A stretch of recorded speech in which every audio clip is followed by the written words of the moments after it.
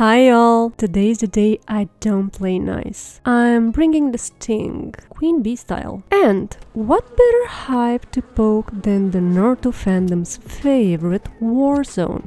Ships. Canon gave us NaruHina and SasuSaku. Yay! But to this day, there are still fans of NaruSaku and Sasukarin like me. And honestly, with good reason. Maybe you like just one of them. Maybe you like both of them, like me, because you like the symmetry in symbolism Kishimoto used. And speaking of that, whether you like it or not, Kishimoto left behind a lot of inconsistencies and ambiguities in his storytelling, to put it politely. And some of us like to point that out.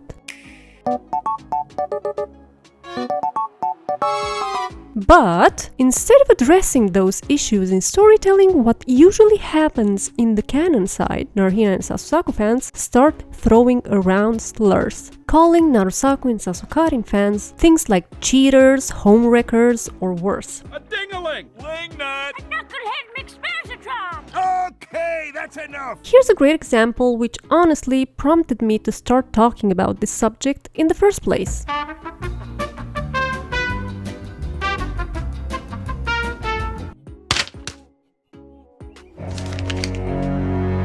Kids, won't you step outside for a second?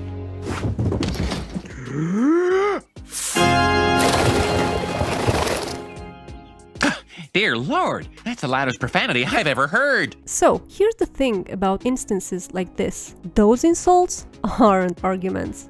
The ability to speak does not make you intelligent. Now get out of here. They're distractions. And today, I want to unpack why. I'm distracting you, you big turd blossom!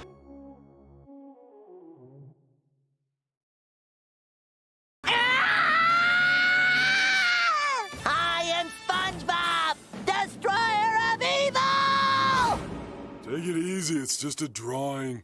First off, let's get real. We're talking about fictional characters. Like I said in my example post, they're vehicles for storytelling. Nobody here is cheating in real life, nobody's betraying anyone. But parasocial attachment is a thing.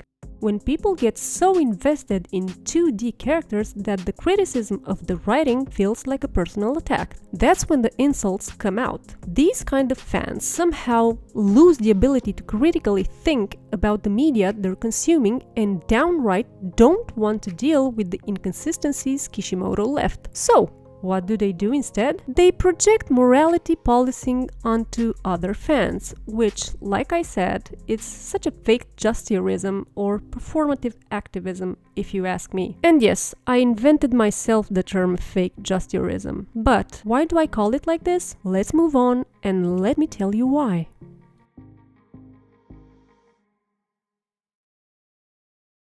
SpongeBob, what happened? Plankton cheated. Cheated? Hold on there, Baldy. You never had a chance to defeat me, fool! And you know why? Because you cheated? No, not because I cheated. Let's be clear, the reason Narusaku and Sasukarin even exist as strong ships is because Kishimoto himself wrote them into the story with no trace of ambiguity. The ambiguity part is in the way he chose to end the story, not in the way he wrote it up until that point. They have it all: thematic parallels, connections to the overall plot, and its beloved symbolism, whether we're looking at it from a writing perspective or a visual one, since this is a manga we're talking about. I love the kind of woman that can kick my ass. Sakura and Naruto's bond was never insignificant. It was one of the core emotional engines of the story. Karin and Sasuke's dynamic carried unique weight, so much so that Kishimoto repurposed some of the most significant elements of Narusasu into Sasukarin moments. Not to mention that he made sure as to go back in time and introduce Karin in the story in a way that doesn't break story continuity. You know, when Sasuke left Naruto and Sakura alone for some time in the tuning exams. The same Kishimoto who said conveniently that he, quote-unquote, forgot to give NaruHina's children Byakugan. The use of words expressing something other than their literal intention. Now that is irony.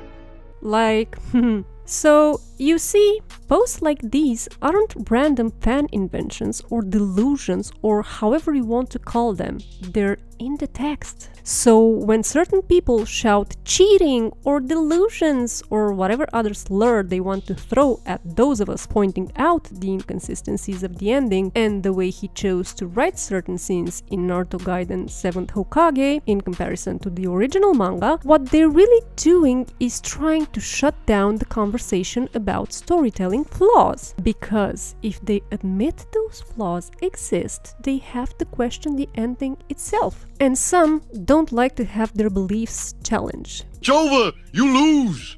Now if you'll excuse me, all this talk has made me hungry.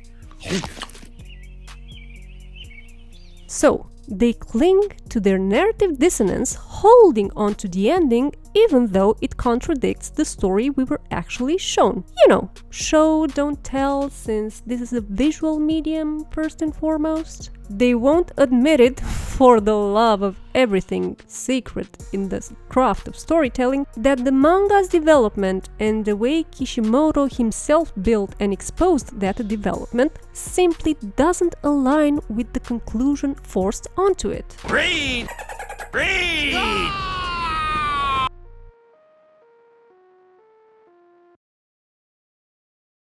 Sorry. We are here to try dipper pines in the case of fantasy versus reality. Honestly, this whole cheating argument doesn't even hold up when you step back. Studies show, for example, that violent games don't make people violent. Reading about taboo or complicated dynamics doesn't mean you condone them in real life. Just about everything is a sin. You ever sat down and read this thing? Technically, we're not allowed to go to the bathroom. Fiction is a safe container to explore what-if scenarios, or that's how it should be. Now, if someone can't separate the two, fiction from reality, it's not the fault of people who explore these ideas. It's the fault of those who just simply lack control in matters pertaining to real life. Jeez, buddy, get a life. Fandom is supposed to be about imagination, not policing people's morals over cartoon relationships. Because that's what SasuSaku fans tell us whenever we point out the fact that the bond between Sakura and Sasuke is highly problematic in its portrayal, and some of us don't even do it in the context of real-world dynamics, but in the thematic context established by the narrative itself. And don't call me puddin'. So, like, double standards much? But let's move to another part of the point I'm making here.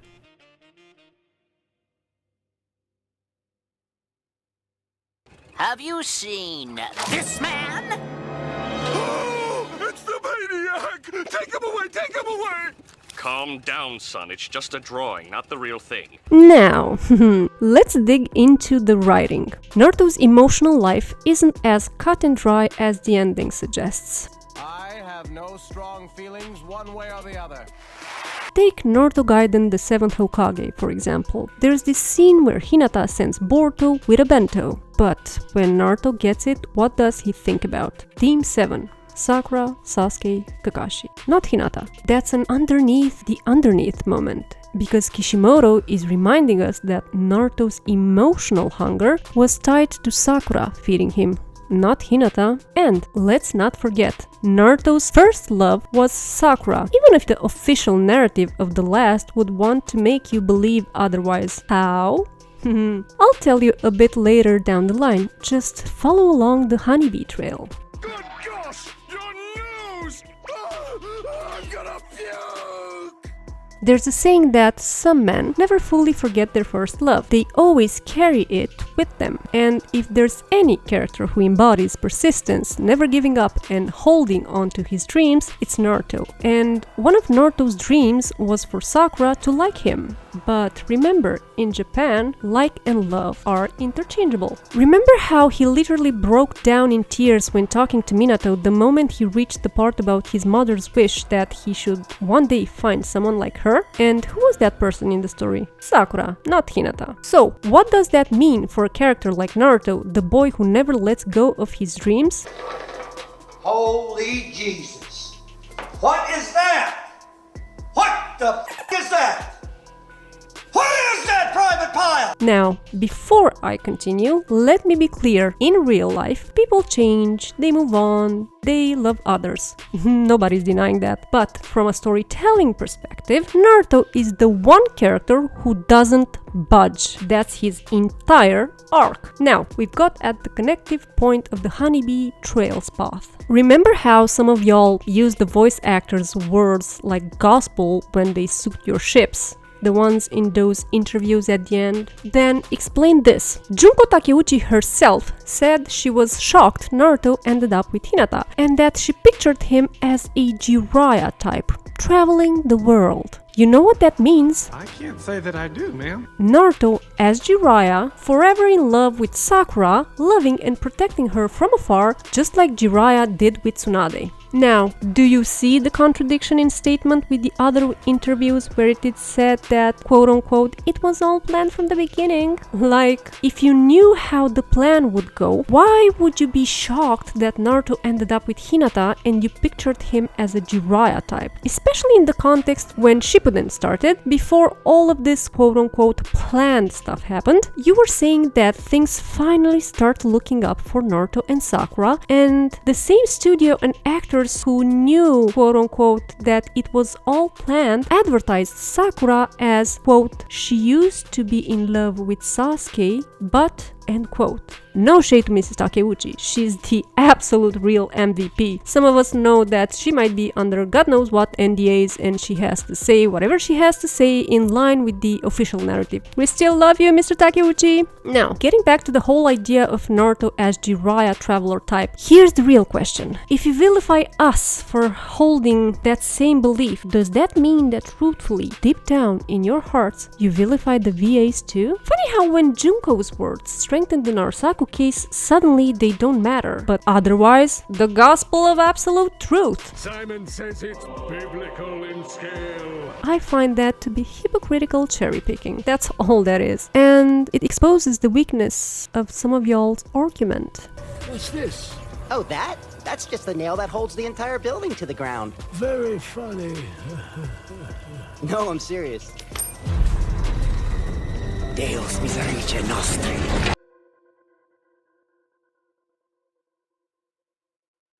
All right, well, I think that about covers it. She's supposed to be in the kitchen all day. You see shoes on her? No. That's fine. What's a wife know about the things we men do, huh? Nothing further. Let's cut to the chase. The real debate was never about quote-unquote who ended up with who. It's about storytelling. The canonization of NaruHina and SasuSaku didn't feel like the natural conclusion to a 700-chapter epic. It felt abrupt, inorganic, and even contradictory to the very themes Naruto had been building from day one. Need proof? Go back to the weekly Shonen Jump promo notes for the finale. They literally advertised it as a quote-unquote shocking ending. Now, think about that for a second. Why would it be shocking if, as some fans claim, NaruHina and SasuSaku were quote-unquote always planned from the beginning and quote-unquote clearly supported by the narrative? Shocking endings happen when the resolution derails from the logical trajectory set by pre-established narrative mechanics.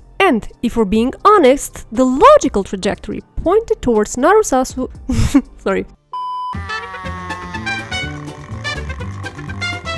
pointed towards Narusaku and Sasukarin as extent of Narusasu's one, because those relationships were grounded in thematic development, symbolic parallels, and actual narrative weight. Remember how Kishi said he always writes the two Naruto and Sasuke in parallel? I mean, like I pointed out in this post of mine on Twitter, chapter 662 called A True Ending mirrors chapter 233 called The Worst Ending to a T. That's why it's worth asking. Why did Kishimoto keep weaving those parallels and motives even after the ending? Why were there callbacks, visual echoes, and symbolic threads that still reinforce Narusaku and Sasukarin dynamics? I wouldn't put it past him to have done it on purpose. Maybe Kishimoto wanted the ending to be ambiguous, not to tie everything up in a neat bow, but to push the audience to question it, to make us look for underneath the underneath he always said was the key to his writing. How do you know they work?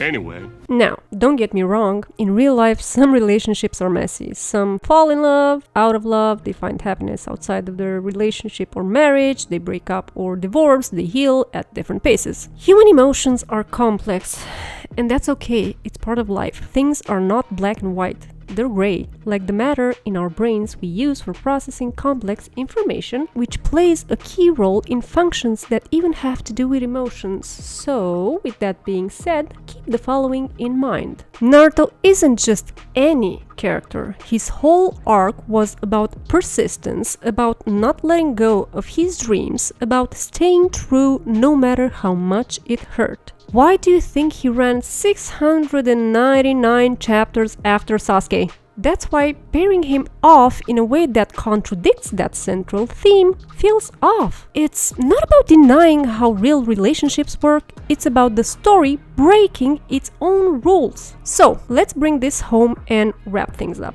1. Throwing slurs at NaruSaku or SasuSaku fans isn't an argument. 2. Deflecting from the argument with your performative moral outrage isn't the gotcha moment you think it is. It's a distraction, but not from the arguments we make. No. Wanna know what it is underneath the underneath? It's a way of avoiding the real conversation that even your conscious knows deep down inside. Kishimoto's writing of the end left holes, contradictions, and unresolved threads. So, before throwing slurs or whatever kind of names at those of us who point out these inconsistencies, before you label people like they murdered one of your family members over a fictional pairing no less, remember this. Fiction is not reality. So take it a notch down with your parasocial relationships to these 2D characters. Exploring alternate pairings and the intricacies of human relationships and emotions is not condoning cheating. And honestly, digging into these ambiguities, questioning the endings, that's exactly in line with the spirit of Naruto itself. Because in the end, the story was never about who ended up with who, it was about persistence, resilience, and looking deeper at the underneath the underneath. That's what a ninja does while enduring, remember? And because that's exactly what some of us as fans are still doing today, looking at the underneath of it all while enduring some of y'all's outrageous accusations just because we follow the story's themes and don't have the same hive mind you guys do, whether you like it or not. Your attempts at deflecting with strawman fallacies will not silence us. On the contrary, it will make some of us ask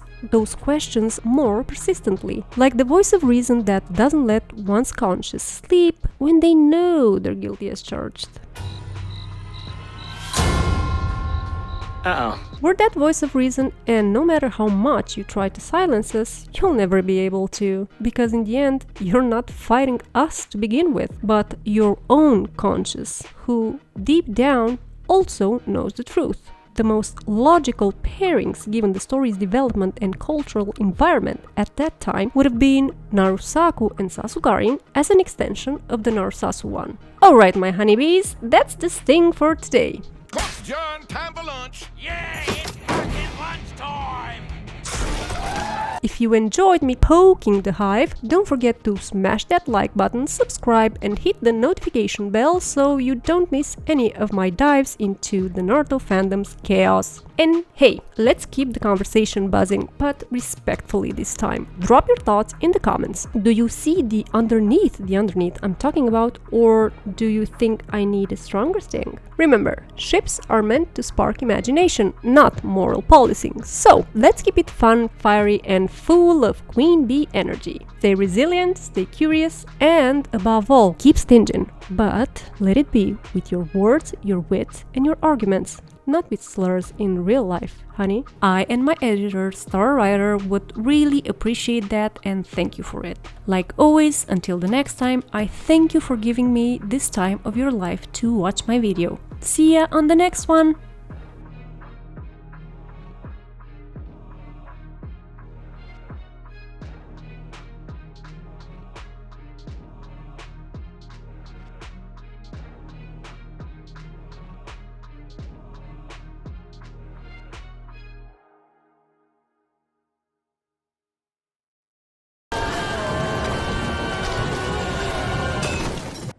Sounds